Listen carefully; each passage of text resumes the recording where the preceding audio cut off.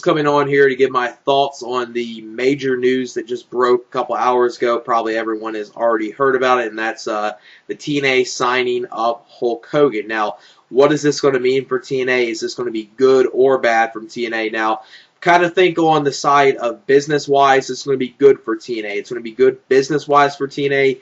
Now, as far as is this going to be good for the overall product, the overall in-ring and television product, don't necessarily know if it's going to do that. Now, as far as, let me get to the first side, the business side, the side that's probably good for in TNA. Now, obviously, Hogan is one of the most known wrestling names, and probably is the number one most wrestler that's known. If you ask anyone, they'll know who Hulk Hogan is. Even though I dislike Hulk Hogan, I am not going to lie that everyone knows who Hulk Hogan is. You go up to any person pretty much in any country and ask them who Hulk Hogan is, they will pretty much 100% of the time, maybe not 100% of the time, but pretty much I would say 98% of the time will know who Hulk Hogan is just from his name.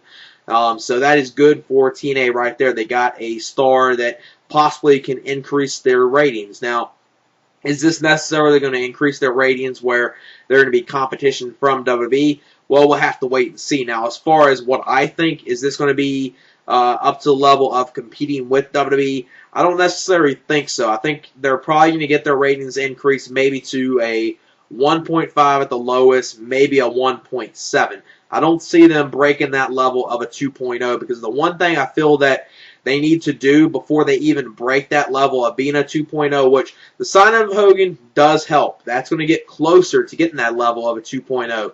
But the one thing that's really going to help them to get that level of even without Hogan, I think they could get a 1.5 if they made their program every week live.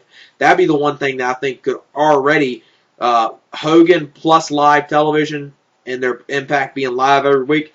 Then I would say their program has a chance to be a 2.0 rating on a Thursday night, but they have to do both of those to get the level of a 2.0. I don't think Hogan just alone will get them to a 2.0.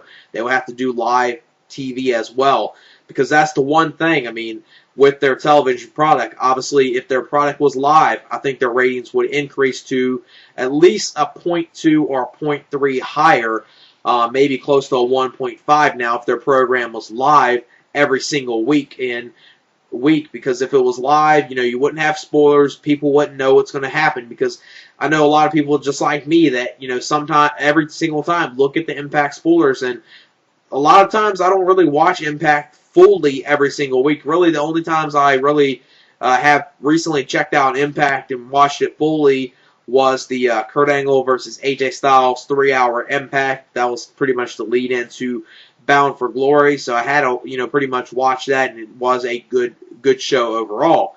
Then, you had last week's Impact, the debut of Nigel McGuinness, now known as Desmond Wolfe, and I was very interested with that, interesting to see how they were going to, how it was going to be showcased on television. It was very well put together, I would say, and it was a breath of fresh air to see some new talent starting to get pushed within TNA, which the signing of Hogan kind of hurts that, because, okay, you got this pay-per-view coming up for TNA, you got Turning Point coming up, and this pay-per-view looks like, a pay-per-view that I think all the, diehard fans of TNA's early years and, diehard, wrestling fans, internet fans, the IWC, the people that, want to see guys like Samoa Joe, Daniels, and Styles utilized in the main event are finally getting what we want to see. We're getting the main event that we want to see in TNA, which is Christopher Daniels versus Samoa Joe versus AJ Styles.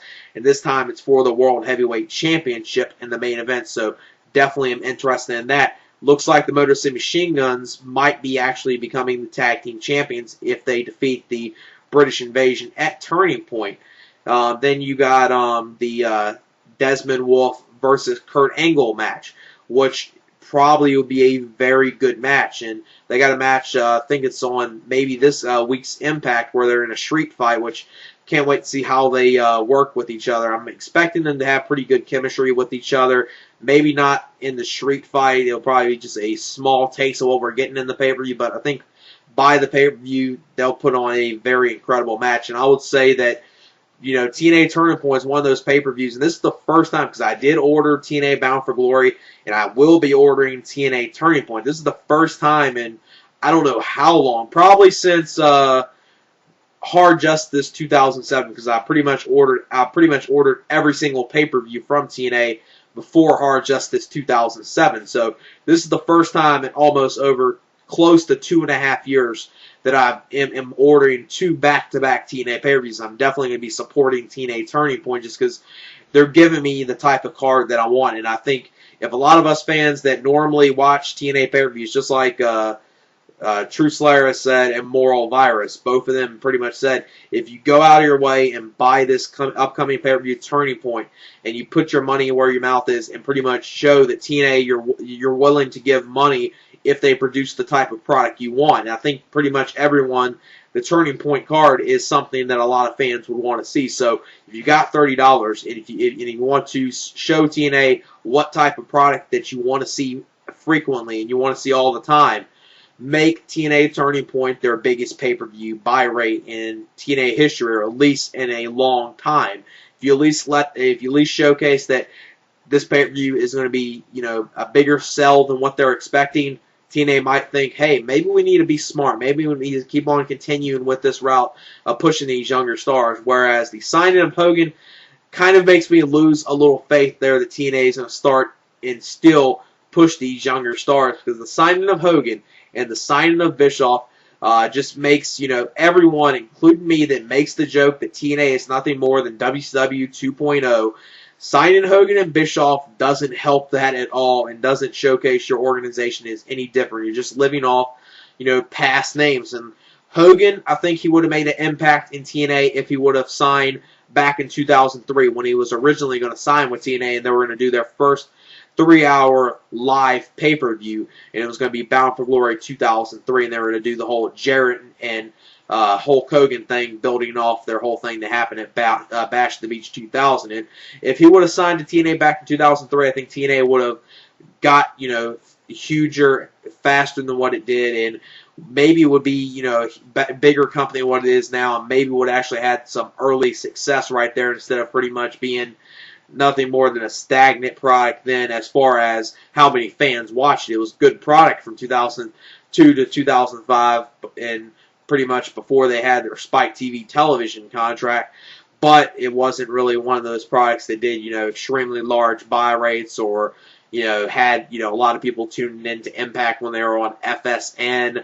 And Hogan, if he would have signed back then, I think it would have had a bigger impact. Now, Hogan signing now is going to have some impact, but like I said, I think they need to have live television plus the sign of Hogan to even get the level of a 2.0 rating. So we'll have to just wait and see what this does. Now, like I said, I kind of lose a little faith that this is going to help TNA improve, because signing Hogan just pretty much showcases that you're just going to live off these old names, and AJ Styles, Christopher Daniels, Samoa Joe, and a lot of these younger stars are pretty much going to be delegated to being jobbers and being in squash matches for Hogan, because I'm expecting by the end of the year, you know, I expect AJ Styles to walk out of this triple threat as world champion.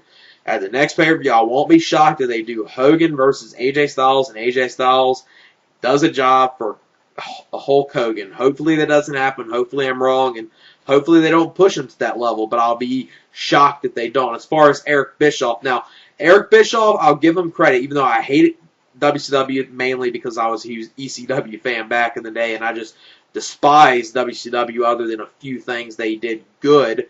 And Eric Bischoff, the thing I'll give to him, he does create good storylines, and he does do good at, you know, creating good storylines, but the one thing he does terrible with is producing new stars, creating younger stars. And as much as I hate Vince Russo, and as much as a lot of other people hate Vince Russo, the one thing I'll give Vince Russo over Eric Bischoff is, okay, Russo will do some of his Crash TV bullshit, which I despise and hate. And he doesn't really know how to utilize some talent. But the one thing I'll give him is he's at least a whole lot more interested. He's actually interested in pushing younger stars over the stars of the past. And that's the one thing I'll give Vince Russo credit right there. Now, does he necessarily know how to create the good storyline for them and make them interesting? No, that's the problem right there. If you kind of, still had, and plus the other thing is, I don't know what this is going to do with Vince Russo within TNA because I cannot see him and Hogan working together unless they want to bring Jarrett back and, kind of do something with the whole Hogan and Jarrett thing. But I think that's been long and done. I think if they would have done that 6 years ago where it was only like 3 years after the whole Bash at the Beach 2000 thing, it could have actually, made big splashes in the wrestling industry then. Now it won't. As far as what Hogan's going to do, I kind of dislike the signing, but business-wise, I guess I got to understand why they did it. As far as Dixie Carter is kind of questionable signing Hogan because he's pretty banged up, and I don't know if he really can go in the ring. So is Hogan going to be an active wrestler or whatnot in TNA, or is he just going to be one of those kind of faces of the company that's going to get TNA recognized? Because that's the one thing I'm kind of wondering what Hogan's going to do. But the way he works in the ring, it's not like he does, a lot of stuff in the ring. So he probably will still be able to wrestle, but he is pretty banged up from, not only, reports, but even from Hogan himself. He even says he's almost too banged up to even work anymore. So it's going to be like one of those things, can Hogan even pull off a match, even though he doesn't really do much in the ring? Can he still even pull off what he does in the ring?